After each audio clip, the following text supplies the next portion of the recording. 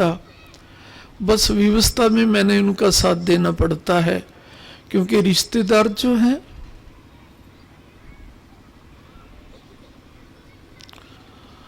तो रिश्तेदारी भी जब व्यवस्था का रूप बन जाए और व्यवस्था में निभानी पड़े, जिसे हम लोक लाज कहते हैं, कि नहीं बुलाया ना इनको तो हमारे सुख दुख में कौन आएगा। अरे भाई बहनों, रिश्तेदारों के सुख दुख में आने से सुख दुख बंट जाते हैं क्या? कभी नहीं बंटते।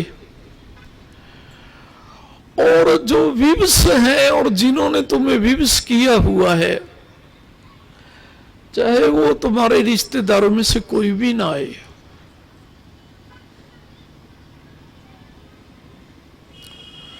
परमात्मा का प्यार, सतगुरु का प्यार, आप जो भी कोई फंक्शन मनाते हैं, चाहे वो परिवार में जन्मदिन मनाएं, चाहे कोई फंक्शन करें, तो जो आपके सगे संबंधी भी नहीं है, तो जो आपको प्यार करते हैं उनको बुला लो।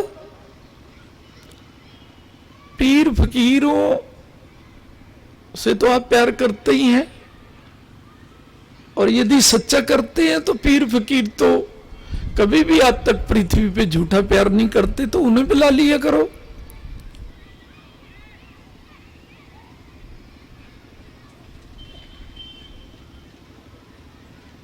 पीर फकीर गरीब होते हैं, कोई यही कह देगा कि इसके घर में बड़े बड़े रिश्तेदार नहीं आए, पीर फकीर आए हैं, गरीब आए हैं।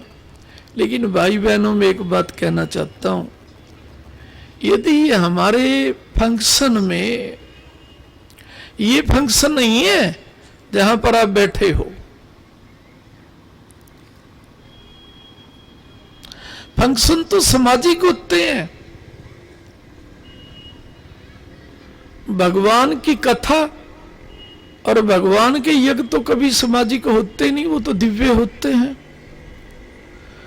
तो दिव्य जगह तो दिव्य कृपा होती ही है, और यदि दिव्य जगह दिव्य कृपा ना हो तो वो न दिव्य यज्ञ होते, न दिव्य कथा होती। कहना भी नहीं चाहिए उन्हें दिव्य यज्ञ और दिव्य कथा, क्योंकि जहां दिव्यता होती है वहां पर भाई बहनों सबसे पहले रक्षा होती है। जयकारा सतगुरुदेव महाराज जी का। अब तो कई जगह कथाओं में भी रक्षा नहीं होती, पंडाल में भी रक्षा नहीं होती, तो वहां दिव्यता तो नहीं होती। वो अलग विषय है क्यों नहीं होती। अवलोकन भी करना चाहिए भी, अगर कथा में ही दिव्यता नहीं होगी तो फिर फंक्शनों में दिव्यता कहां होती है। लेकिन जो गुरु भरोसे फंक्शन करता है, भाई बहनों, उसके फंक्शनों में भी दिव्यता आ जाती है। फिर वो चाहे विवाह हो, चाहे सामाजिक रूप से जन्मदिन हो, वहां पर भी जिसके भरोसे हम ये फंक्शन करते हैं वहां पर भी दिव्यता छा जाती है, परमात्मा की दिव्यता छा जाती है। वो जन्मदिन भी, वो विवाह भी सफल हो जाते हैं। फिर चाहे हमारे गरीब रिश्तेदार क्यों ना आए, चाहे वो पड़ोसी हो, चाहे वो साधु फकीर हो, तो दिव्यता बनी रहती है।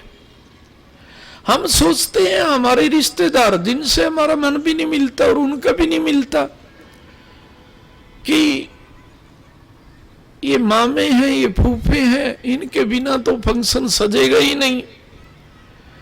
अरे मामे और फूफे सभी के घरों में पहुंचते हैं मंगल कार्यों पे। क्या इनके आने से सभी के मंगल कार्य संपूर्ण हो जाते हैं? धरे के धरे रह जाते हैं मंगल कार्य, अमंगल हो जाता है, कोई दुर्घटना हो जाती है।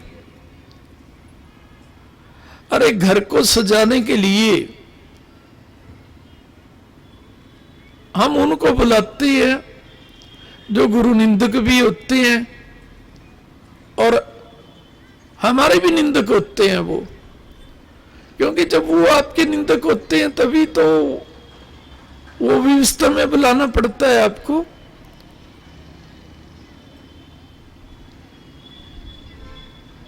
तो क्या वो दुख दूर कर सकते हैं? क्या वो मंगल कार्य को मंगल बना सकते हैं? कोई आके किसी के घर में कोई पूजा पाठ नहीं करता। ये तो आप जैसे भक्त होते हैं जो किसी के घरों में मंगल कार्य में जाते हैं, प्रार्थना करके जाते हैं कि पिता मैं किसी के घर में जा रहा हूं मंगल कार्यों में, लाज रखना आप अपने बच्चे की, कम से कम मुझे तो सुरक्षित रखना, आपके भरोसे जा रहा हूं मैं। और प्रभु लाज भी रखते हैं ऐसे बच्चों की कि जो गुरु भरोसे सामाजिक कार्यों में, विवाह में, किसी के जन्मदिन में जाता है। तो सतगुरु पिता और परमात्मा तो अपने भक्त की भी लाज रखते हैं, अपने शिष्य की भी लाज रखते हैं।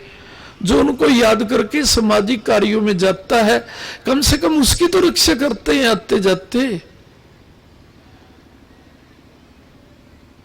लेकिन आजकल के गुरु शिष्यों को तो वरदान देते हैं कि गुरु का नाम लेके चलना चाहिए, मैं तेरा साथ दूंगा, तेरा मंगल रखूंगा समाज में आते जाते। लेकिन अपने जो फंक्शन करते हैं वो अपने ही करते होंगे, फिर वो परमात्मा के कहां करते हैं? जो परमात्मा का फंक्शन करता है, चाहे वो यज्ञ करता है, कथा करता है, तो फिर वो अपने फंक्शन में आने जाने वालों की रक्षा भी करते हैं। और तभी तो साधु संत और सतगुरु कह देते हैं कि जाओ तुम समाज में भी यदि हमारे भरोसे कहीं जाओगे तुम्हारी रक्षा होगी, तुम्हारा तो मंगल बना रहेगा। और यदि वो अपने ही फंक्शन में, जिसमें वो कथा के माध्यम से बुलाते हैं, यज्ञ के माध्यम से बुलाते हैं, जागरण के माध्यम से बुलाते हैं, यदि उसी में वो हमारी रक्षा नहीं कर सकते तो फिर वो इतनी दूरी से कैसे करेंगे अपने हमारी रक्षा? जब वो नजदीक से रक्षा नहीं कर सकते तो क्या दूरी बना के रक्षा करेंगे? दूरी बना के तो कर ही नहीं सकते जब वो नजदीक बैठा के रक्षा नहीं कर सकते। तो भाई बहनों, यदि हमारे फंक्शनों में सतगुरु का प्यार ना पहुंचे, परमात्मा का प्यार ना पहुंचे, तो वो सामाजिक फंक्शन होते हैं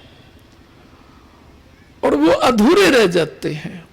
आप देखते ही हैं अधूरे कब रहते हैं? जब किसी के विवाह में, जन्म दिवस में भांति भांति के रिश्तेदार इकट्ठे होते हैं,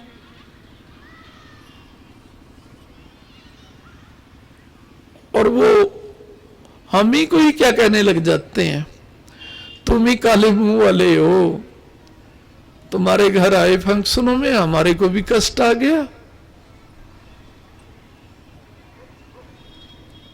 तो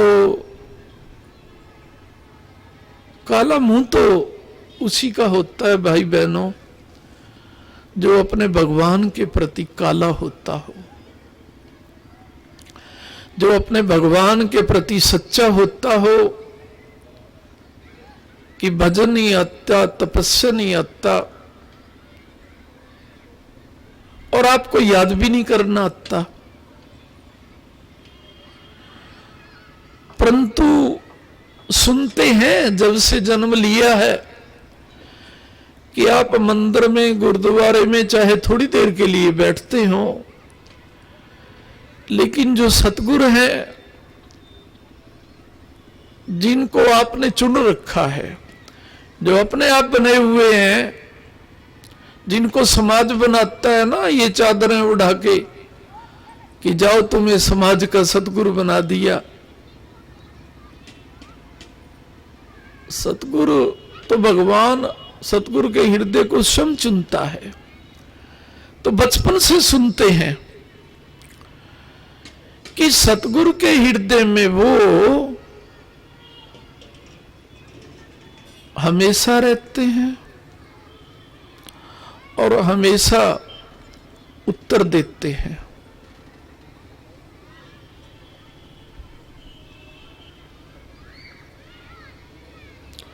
लेकिन कोई उत्तर मांगने वाला तो चाहिए ना, और जो उत्तर मांगने वाला होता है वो संसार में कभी किसी से प्रति उत्तर कर ले, क्वेश्चन आंसर को बोलते हैं ना, तर्क को बोलते हैं, लेकिन वो कभी अपने गुरुदेव से प्रति उत्तर नहीं करेगा। जयकारा सतगुरुदेव महाराज जी का। तो जो अपने सतगुरु से ही प्रति उत्तर तर्क नहीं करता तो उसके हृदय में तो भगवान अपने आप ही उत्तर देता रहता है कि पुत्र मैं तेरे साथ में हूं, तो तू अकेला ही काफी है। और वो अकेला ही चल पड़ता है। उसके साथ फिर कोई हो या ना हो, और परमात्मा उसका साथ देता है, उसका संकल्प हमेशा पूरा होता है। जैसे कि हमारे जगमोहन बेटे ने ये अगर चाहा तो अकेला गुरुवाणी को मस्तक पे लेके चल पड़ा, और हमारे करनाल वासी भाई बहनों ने उसका पूर्ण सहयोग दिया। और जो करनाल की जय ओंकार समिति है, जो यहाँ के संगत है, भाई बहन है, वो तो हमारे बेटे के हृदय हैं ही है, वो तो क्यों नहीं साथ देंगे। जब मैं उन्हें हृदय से प्यार करता हूं तो हृदय से उन्हें साथ भी देना चाहिए, और यदि मैं उन्हें हृदय से प्यार नहीं करता तो उन्हें फिर हृदय से साथ भी नहीं देना चाहिए जगमोहन बेटे का। और यदि वो समझते हैं कि गुरुदेव हमारे से भी जगमोहन बेटे की तरह हृदय से प्यार करते हैं, तो फिर उन्हें हृदय से साथ देना भी चाहिए। मेरी दृष्टि में तो दे रहे हैं, और यदि कोई साथ देने में आगे पीछे हो तो वो आगे पीछे ना रहे, वो गुरु के प्यार के पीछे पीछे रहे, ताकि हमारे जगमोहन बेटे का मनोबल तो सतगुरु महाराज जी ने बढ़ाना है, लेकिन आप उसके हृदय को प्यार को बढ़ाने में माध्यम बन सके। जयकारा सतगुरुदेव महाराज जी का।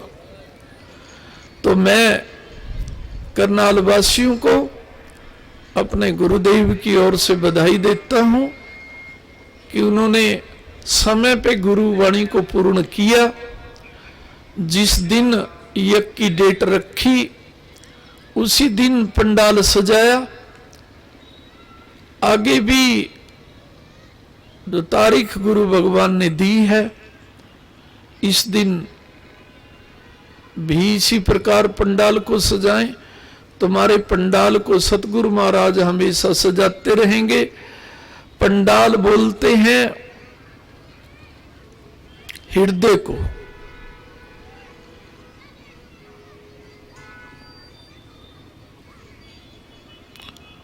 तो जिसका हृदय सजा हुआ है उसकी जिंदगी सजी हुई है, और जिसका हृदय नहीं सजा हुआ उसकी जिंदगी तो मुरझाई हुई है।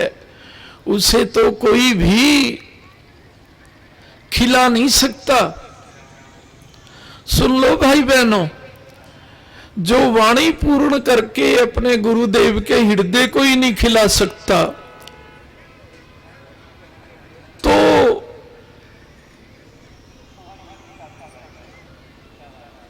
उसका हृदय खिलेगा कैसे। और हमारा हृदय खिले, और खिलता कैसे है? खुशियों के साथ। खुशियां मांगने के लिए हम गुरु दर पे जाते हैं और खुशियां भरपूर रहें इसीलिए गुरुदेव को अपनाते हैं। जयकारा सतगुरुदेव महाराज जी दा। तो खुशियां तो सारे चाहते हैं गुरु जी की संगत, लेकिन वो गुरुवाणी पूर्ण करके अपने पंडाल को, हृदय को भी सजाए और गुरु पंडाल को भी सजाए। गुरु दर भी गुरु पंडाल होता है, उसको सजाने की भी सोचनी चाहिए। तुम्हें सजाने से पृथ्वी पे कोई नहीं रोक सकता। जयकारा सतगुरुदेव महाराज जी का। तो हमारे बेटे के नाम से ताली लगा दें। मेरी आत्मा पूर्ण रूप से खुश है। जिस पे खुश नहीं होती मैं कभी व्यवस्था में नहीं कहता कि ये मुख के नाम से ताली लगा दो। जो गुरुदेव को पूर्ण प्यार करता है उसी के लिए कहता हूं मैं।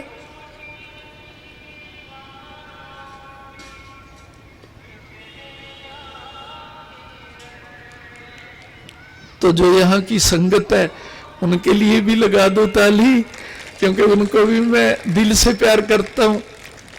तो हमारा बेटा जगमोहन इसी प्रकार गुरुवाणी को पूर्ण करता रहे। और मैंने तो इनके सिर पर गुरु योजनाओं का बहुत भारी भरकम भार रख दिया है। यदि ये समझेगा कि गुरु मेरे साथ में है तो कोई भी कार्य कभी अधूरा नहीं रहेगा। बस मैं गुरु लगन से चलूं तो मेरा वरदान भी है, कभी कोई कार्य अधूरा नहीं रहेगा। तो